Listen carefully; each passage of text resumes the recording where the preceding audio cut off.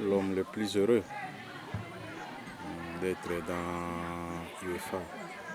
Mais avant tout, je réponds au nom de Neto Mandulungu Kibalo.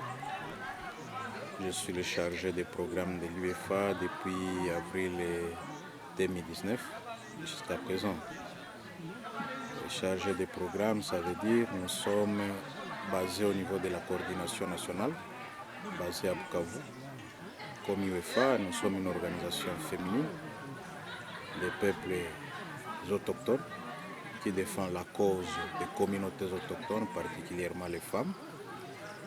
Nous avons notre bureau administratif national situé dans la province du Sud Kivu, précisément dans la ville de Bukavu, en diagonale avec la mairie de Bukavu. Mais aussi nous avons des antennes de représentation de l'UEFA au sein dans certaines provinces, parce que l'UEFA c'est une organisation nationale. Nous avons une antenne de l'UEFA à Goma, une antenne de l'UEFA au Maniema, une antenne de l'UEFA dans le Tanganyika, précisément à Kalemi, une antenne de l'UEFA à un point focal à Kinshasa, et une antenne de l'UEFA au niveau de Olomami.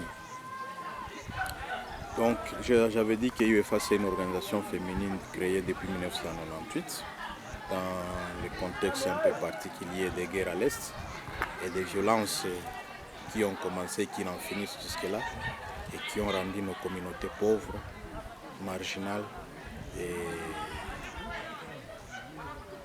délaissées, quoi. C'est dans ce contexte qu'est venue l'idée auprès des leaders de cette organisation, toutes les femmes, Peya, c'est-à-dire autochtones, Bambouti, de faire quelque chose pour soulager tant soit peu la misère des personnes vulnérables, mais plus particulièrement des personnes de la communauté autochtone pygmée. Et en tant que chargé de programme, depuis avril 2019, nous nous sommes bâtis en nous soudant coude à coude avec Madame la coordinatrice nationale, les collègues de l'administration des finances, pour contacter par-ci par-là, mobiliser des ressources par-ci par-là, toquer par-ci par-là pour voir si on peut trouver des ressources, petites soient-elles, pour réduire la misère de cette communauté marginalisée. Vous devez aussi, pour votre information, savoir que la communauté autochtone, c'est l'une des communautés les plus marginalisées de la République démocratique du Congo. Et particulièrement ici à l'Est, où elle vit sans terre. Une communauté sans terre, c'est une communauté sans identité. Et donc, nous nous battons jour et nuit pour venir en aide à ces communautés, en travaillant avec elles, en les impliquant et en les accompagnant techniquement, financièrement, mais aussi avec des appuis conseils. Je suis ici à Mwenga, dans le territoire de Mwenga, chefferie de Luinde, dans le groupement de Kalambi, dans le cadre du programme de l'implication des femmes autochtones, pygmées et des communautés locales dans la gestion de la foresterie communautaire en République démocratique du Congo. Un programme, un projet que nous avons obtenu grâce à l'appui financier et technique de la TENIA Facility. TENIA Facility, c'est une organisation internationale basée à Stockholm et qui plus est focalisée dans la foresterie, dans la lutte contre les changements climatiques, la foresterie communautaire, mais aussi la lutte contre les changements climatiques. C'est dans ce contexte que nous avons reçu le financement de TENIA Facility, qu'on appelle TF, pour appuyer les communautés à conserver, à préserver cette ressource rare qui est la forêt.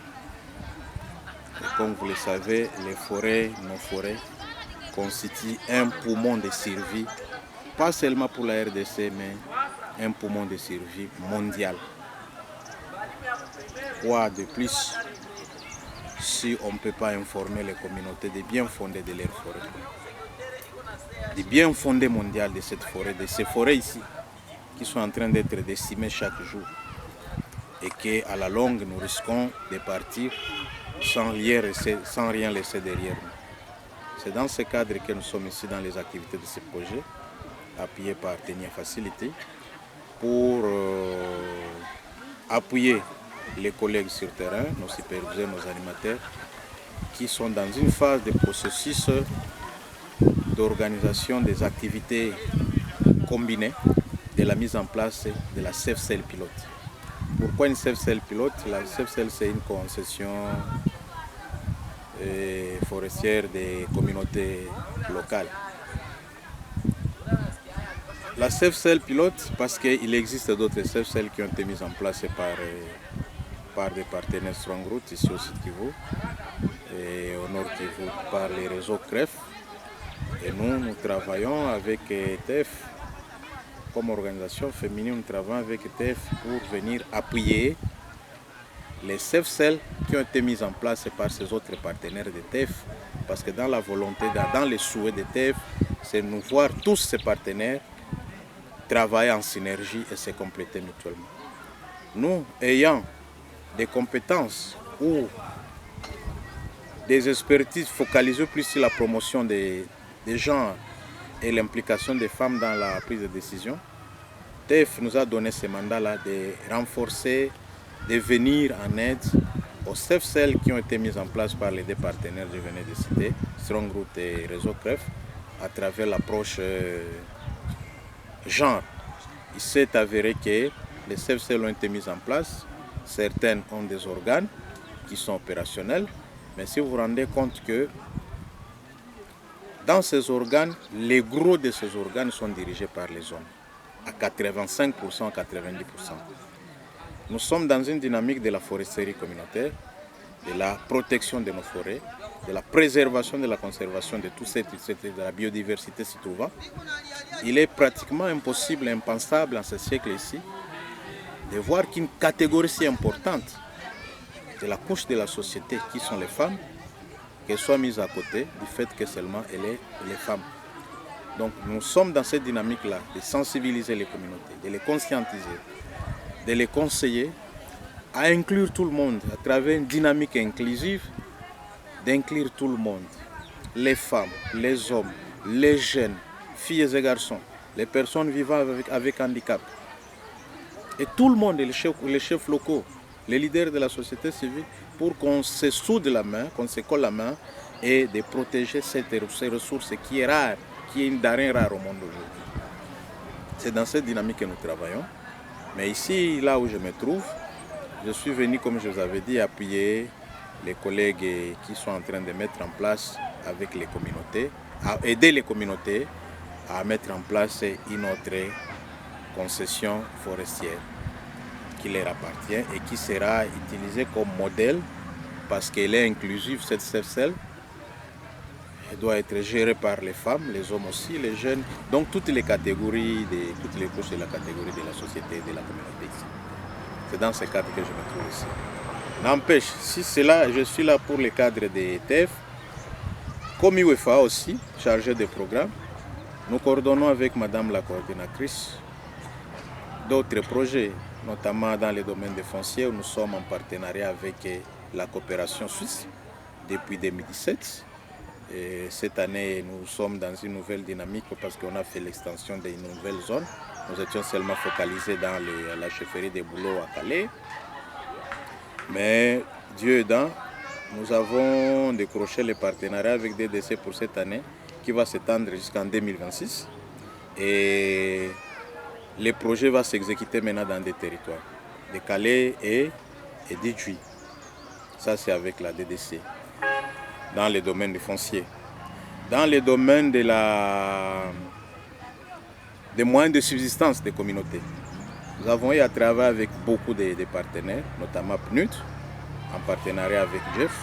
Et là, nous avons aussi travaillé avec le PNKB, qui est le parc national de Kahuzi-Biega, où nos actions dans ces projets étaient focalisées autour de la conservation de la biodiversité du parc national de Kahuzi-Biega. Nous avons aussi travaillé avec l'ambassade de France dans la même dynamique. Et nous sommes en train de travailler avec ZOA, le consortium ZOA, VNGI et Agritera. Mais plus nous sommes dans les partenaires de ZOA dans les projets TRIDE, Transition inclusive pour le développement à l'est de la République démocratique du Congo. À travers ces projets-ci, nous développons des approches. L'approche PIP qui est le plan intégré du paysan et l'approche JUR qui est la gestion intégrée des ressources en eau. À travers ces deux approches, nous accompagnons les communautés à se prendre en charge, à avoir des visions qui partent de leur ménage et qui consistent à dupliquer ces visions-là de ménage vers les visions village pour au moins planifier des actions qui consistent, à travers les ressources dont ils disposent, planifier des actions qui consistent à être autonome, à s'impliquer dans l'agriculture, à produire pas seulement pour la survie, mais aussi pour améliorer les conditions de vie, mais aussi à gérer rationnellement les différents points d'eau dont ils disposent, parce que l'eau aussi c'est une denrée rare, il ne faut pas l'utiliser n'importe comment. À travers ces projets aussi, qui est exécuté à Idjoué, dans les territoires d'Idjoué, dans les territoires de Calais, c'est vraiment une dynamique communautaire où la communauté est mise devant la scène. C'est elle qui propose, c'est elle qui planifie, c'est elle qui fait tout avec ses moyens de bord. Les ressources dont elle dispose dans la communauté. Voilà. Nous avons aussi travaillé avec la FAO, comme je le disais, dans les moyens de subsistance, où nous avons reçu, c'est dans un cadre de consortium aussi FAO, et PAM et UNICEF, mais nous sommes plus partenaires de FAO dans le volet sécurité alimentaire. C'est un projet qui a longtemps duré depuis 2017 aussi et qui est en cours jusqu'à maintenant là. Travaille dans la production agricole, le renforcement des capacités techniques pour accroître la production, l'appui en intrants, mais aussi l'amélioration des revenus à travers les approches associations villageoises d'épargne et de crédit qu'on appelle avec. Voilà. Nous avons aussi dans les domaines de notre activité en tant qu'UEFA travaillé avec plusieurs partenaires. Ici je vais citer la MONUSCO, avec qui nous avons eu à travailler, à construire et à réhabiliter des ponts, des tronçons de route à travers l'approche Timon. Nous avons aussi eu à travailler avec Picagel, qui est un grand projet qui œuvre dans le domaine de la production agricole à l'est de la République, où nous avons eu à produire des boutiques de manioc et à fournir ces boutiques-là